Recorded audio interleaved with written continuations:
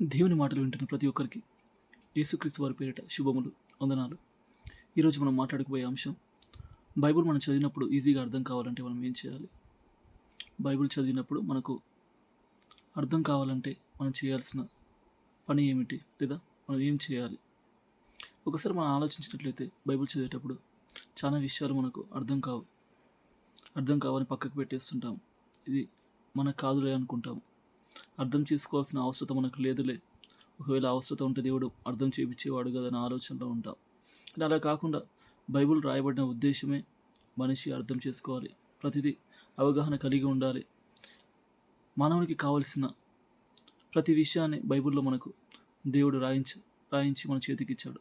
కాబట్టి బైబిల్లో ఉన్న ప్రతి సంగతి మనం అర్థం చేసుకోవాలనే ఉద్దేశంతోనే రాయించబడ్డాడు. కాబట్టి బైబిల్ చదివేటప్పుడు మనకు క్లియర్గా అర్థం కావాలంటే, రాయబడిన ఉద్దేశం మనం అర్థం చేసుకోవాలంటే మనం పాటించాల్సిన కొన్ని అవసరాలు లేదా కొన్ని రిక్వైర్మెంట్స్ ఉన్నాయి.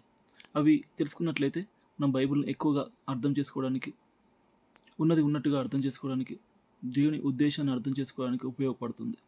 దాంట్లో మొదటిగా చూసినట్లయితే ప్రార్థన. బైబిల్ ఎప్పుడైనా మనం చదివే ముందుగా దేవుని సహాయం కోరుకుని పరిశుద్ధాత్మ సహాయంతో మనం బైబిల్ చదివినట్లయితే ఎక్కువ విషయాలు మనకు అర్థమయ్యే అవకాశం ఉంటుంది. రెండవది, మనం సమయం కేటాయించాలి. మనం సమయం ఎక్కువగా కేటాయిస్తుంటే ఎన్నో విషయాలు పరిశుద్ధాత్మ సహాయంతో పాటు మన సమయాన్ని వెచ్చించినప్పుడు లోతైన సంగతులు కానీ ఎక్కువగా అర్థం చేసుకునే అవకాశం కానీ ఉంటుంది. అదే రీతిగా 3, మనం ప్రయత్నించాలి. మనం సమయం కేటాయిస్తే సరిపోదు, పరిశుద్ధాత్మ సహాయం తీసుకుంటే సరిపోదు.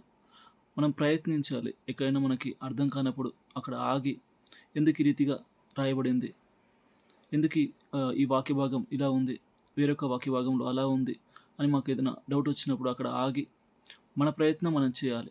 పరిశుద్ధాత్మ సహాయం తీసుకొని మనం సమయాన్ని కేటాయించుకుంటూ మన ప్రయత్నం మనం చేయాలి. నాలుగవదిగా మనకు కొన్ని విషయాలు అర్థం కావు.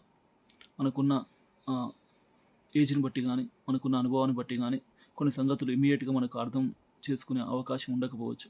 అలాంటప్పుడు ఆల్రెడీ మనకంటే ముందు తరంలో ఉన్న సేవకులు కానీ, తెలిసిన వారు కానీ, టీచర్స్ కానీ చాలామంది మనకు తెలిసిన మన ముందు చాలామంది ఉంటారు. సో వారిని అడిగి, లేదా వారి పర్యవేక్షణలో, లేదా వారిని అడిగి తెలుసుకునే అవకాశం ఉంటుంది.